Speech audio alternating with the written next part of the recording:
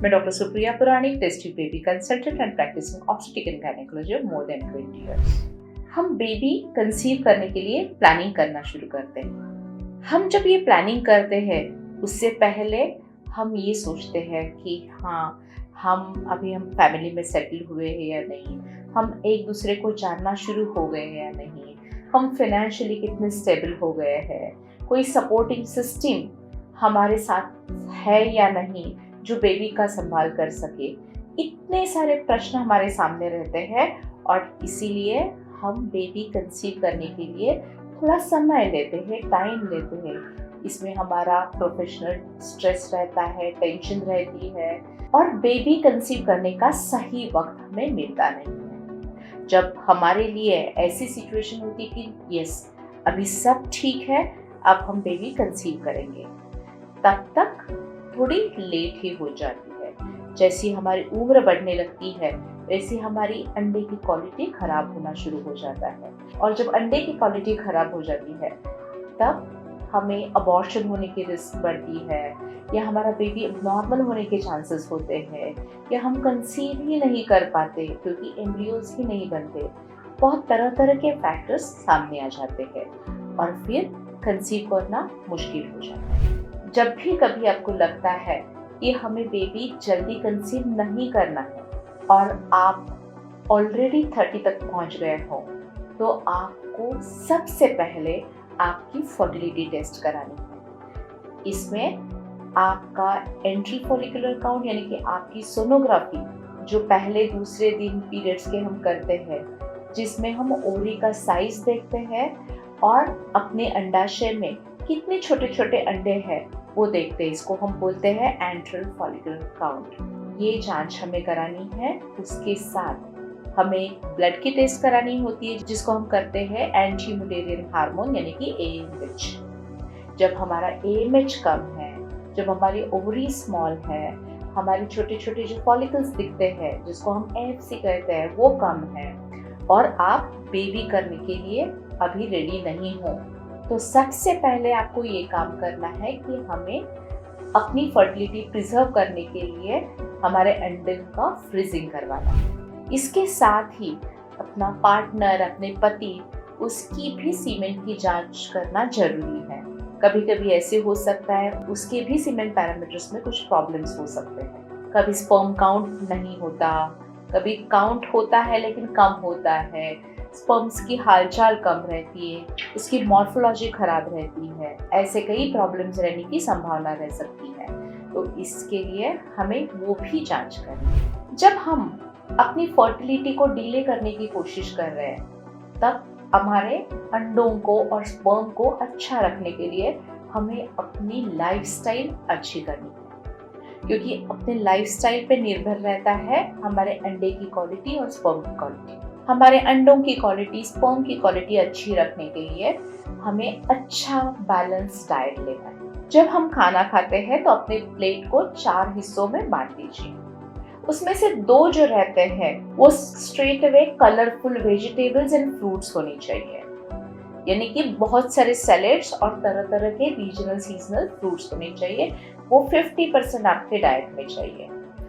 1/4 portion आप complex carbohydrate ले सकते हो और 1/4 पोर्शन आपको प्रोटीन लेना है। इस प्रोटीन में हम थिक दाल, देन स्प्राउट्स, कर्ड या मिल्क प्रोडक्ट इसका इस्तेमाल हम कर सकते हैं।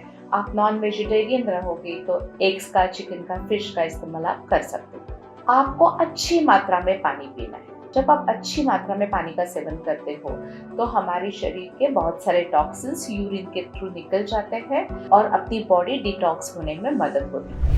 हमें ये देखना है हम जो खाते हैं वो कम से कम प्रोसेस्ड होना चाहिए, उसमें प्रिजर्वेटिव नहीं होनी चाहिए, आर्टिफिशियल कलर्स नहीं होने चाहिए, ज़्यादा इसेंस नहीं होना चाहिए, बेकरी प्रोडक्ट्स नहीं होने चाहिए और हम जो फैट लेते हैं वो फैट हेल्दी फैट होने चाहिए। हमें ये जरूर ध्यान रखना है कि हमारे डाइट में कैफीन का सेवन कम होना चाहिए, यानी कि चाय कॉफ़ी की मात्रा कम, डार्क चॉकलेट की मात्रा कम होनी चाहिए, एविएटेड कोल्ड ड्रिंक्स कम होनी चाहिए।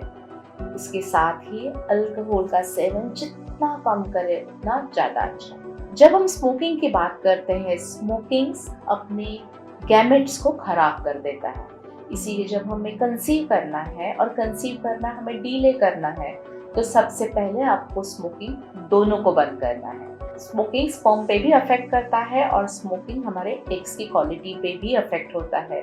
उसकी क्रोमोसोम्स में बदलाव आ जाते हैं और इसीलिए अंडे की क्वालिटी खराब हो जाती है, स्पर्म की क्वालिटी खराब हो जाती है। तो इसीलिए आपको ये स्टॉप ही कर देना है। आपको रेगुलर एक्सरसाइज करना है। आपके एक्सरसाइज से आपका वेट लिमिट में रहने वाला है, आपकी फैट की कंटेंट कम रहने वाली है।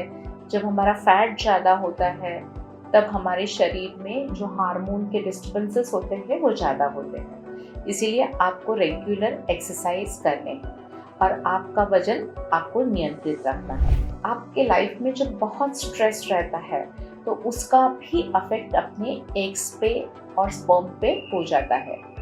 स्ट्रेस की वजह से हमारे शरीर में कॉर्टिसोल्स का निर्माण होता है और कॉर्टिसोल्स हमारे शरीर के हार्मोन्स में बदलाव कर देता है, जिससे क्वालिटी पे असर होता है। कभी कभी ऐसा भी देखा गया है, जब हमें स्ट्रेस ज़्यादा रहता है तो हमारा ब्रेन ये सिग्नल पहुंचाता है कि हम बेबी के लिए अभी रेडी नहीं है, हमारे शरीर में कुछ गड़बड़ी चालू है, इसीलिए हमारा ओव्यूलेशन बंद कर देती है और पीरियड्स हमारे रुक जाते हैं। इतना गहरा असर स्ट्रेस की वजह से हमारे फर्टिलिटी पे होता है। इसीलिए स्ट्रेस हमें नहीं लेना है और हमारी लाइफ स्ट्रेसफुल है तो स्ट्रेस रिलीव करने के लिए हमें उस पर काम करना चाहिए। लेकिन सबसे इम्पोर्टेंट चीज़ ये है कि आपको आपकी उम्र 35 होने तक कंसीव होने के लिए नहीं रुकना है। 35 के बाद वैसे भी हमारी अंडे की क्वालिटी खराब होना शुरू हो जाता है, इसलिए कंसीव हम 35 से पहले करेंगे। जब हम कंसीव करने के लिए सोचते हैं तो उससे 2 से 3 महीने पहले आपके सारे ब्लड टेस्ट कराना जरूरी है। उसमें कुछ कमियां रहेगी तो कमियां हम पहले रेक्टिफाई करेंगे। हम एंटीऑक्सीडेंट्स लेंगे, फोलिक एसिड लेंगे, विटामिन डी की मात्रा हमारे शरीर में अच्छी होनी चाहिए और इससे हमारे अंडे की क्वालिटी अच्छी हो जाएगी। तो आज इस वीडियो में हमने जान लिया कि हमें बेबी कंसीव करने के लिए जब डिले करना होता है तो हमें कौन सी सावधानियां बरतनी चाहिए। इसके बारे में आपके कोई प्रश्न रहेंगे तो हमें जरूर लिखिए और हमारे ये infertility, IVF, pregnancy related video जरूर देखते रहिए। धन्यवाद।